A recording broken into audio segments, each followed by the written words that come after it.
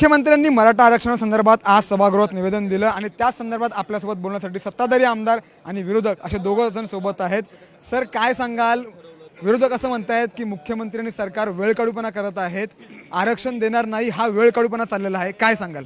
आदरणीय मुख्यमंत्री एकनाथ शिंदे साहेबांनी जे मराठा समाजाला शब्द दिलेला आहे की न्यायाला टिकेल आणि इतर समाजाला कुठल्याही समाजावरती अन्याय न करता मराठी समाजाला आरक्षण दिलं जाईल, तो शब्द पूर्ण करणार म्हणजे करणार। मुख्यमंत्री एकनाथ शिंदे म्हणतात की आरक्षण दिलं जाईल, कुठल्याही समाजाला धक्का न लावता असं शिंदे गट म्हणत आहेत। आमचं तेच म्हणणं आहे, आरक्षण पहिल्यांदा 30 दिवसाची मुदत घेतली, 40 दिवसाची दिली जरांगे पाटलांनी, नंतर 24 डिसेंबरपर्यंत दिली, आज परत फेब्रुवारीची मुदत मागतायत। ही मुदत कशासाठी घेतायत? मी ज्यांना कावीळ झाले ना त्यांना सर्व पिवळे दिसतात, यांना निवडणुकी सुरुवात दुसरं काय दिसतच नाहीये। कावीळ झाले तुम्हाला, कावीळ यांना काय झालंय, हे पूर्ण त्या भारतीय जनता पार्टी जसे सांगते, जसे स्क्रिप्ट लिहून देत तसं त्यांना बोलावं लागतं, त्यांचा नाईलाज आहे, त्यामुळे त्यांच्या पुढे पर्याय नाही काय। पण ह्यांना जर लोकांचं हित खरंच पाहिजे असतं तर एवढा वेळ का लागतो फेब्रुवारी, आजच घ्या ना, आजच घ्या निर्णय। आता अधिवेशन चालू आहे, उद्या दिवस आहे, मग तुम्ही निर्णय घ्या, कोण अडवलंय तुम्हाला? या विद्यार्थ्यांना कुठलेही कुणी लिहून द्यायची गरज नाहीये।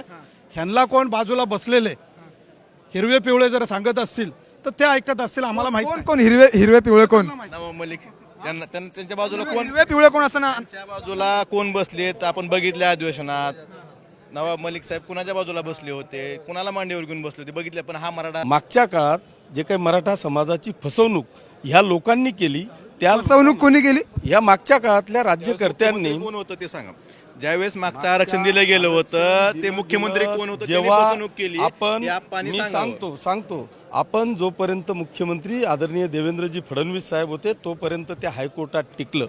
सुप्रीम कोर्टात गेल्यानंतर 2020 मध्ये कोण होतं सुप्रीम कोर्टासाठी मुख्यमंत्री होते आणि सुप्रीम कोर्टात तुम्ही लक्ष देऊ शकले नाही। जो शब्द मनोज जरांगे पाटील यांना दिलेला आहे तो आतापर्यंत का नाही पूर्ण केला, असा आता सवाल विरोधक करतात। कॅमेरामॅन नितीन बोधारेंसह मी सूरज मसूरकर, साम टीव्ही, नागपूर।